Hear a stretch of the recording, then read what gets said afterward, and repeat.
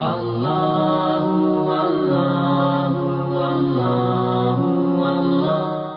حضرت سلیمان جو ایک بڑی سرزمین کے اوپر، ہواؤں کے اوپر، جنوں پر، پرندوں پر، جانوروں پہ حکومت کرتے تھے، وہ اپنے تخت پر جا رہے تھے، زمین پر کسی فرد نے ان کی سلطنت کو دیکھ کر خواہش کا اظہار کیا کہ کاش ایسی سلطنت میرے پاس بھی ہوتی۔ خواہش کا تو کسی سے کوئی بھی انکار نہیں کر سکتا، روک سکتا ہے، خواہش تو انسان کچھ بھی کر سکتا ہے۔ لہٰذا حضرت سلیمان تک ہوا نے اس کے منہ سے نکلنے والی اس خواہش کو پہنچا دیا۔ حضرت سلیمان نے اپنے تخت کو رکوایا، زمین پر اترے۔ اب بڑے غور سے سنیے گا عزیزان محترم، ہم جن چیزوں کو اہمیت نہیں دیتے، یا تو اس وجہ سے کہ غفلت ہے، یا اس وجہ سے کہ بہت آسانی کے ساتھ ہمیں دستیاب ہو جایا کرتی ہے، لہٰذا ان جملوں کی، ان لفظوں کی قدر نہیں کیا کرتے۔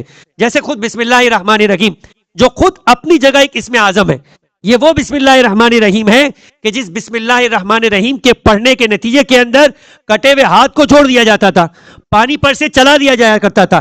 لیکن چونکہ ہمیں اس بسم اللہ الرحمن الرحیم پر اس انداز سے یقین اور اعتماد نہیں ہے، تو ہم اس سے وہ فائدہ حاصل نہیں کر پاتے، اس سے وہ برکت حاصل نہیں کر پاتے۔ اب جملہ سنیے گا، حضرت سلیمان زمین پر آئے اور آنے کا اس شخص سے کہا کہ مجھ جیسے سلیمان کی حکومت کی کوئی حیثیت نہیں، اگر تم یہ چاہتے ہو کہ زمین و آسمان اور اس کے درمیان موجود ہر چیز کے مالک بن جاؤ، تو پروردگار عالم کی تسبیح میں سبحان اللہ کہو۔ صرف سبحان اللہ کا ایک مرتبہ سبحان اللہ کا کہنا زمین و آسمان اور اس کے درمیان موجود تمام ملکیتوں سے بڑھ کر درجہ رکھا کرتی ہے۔ درود پڑھے محمد و آل محمد پر۔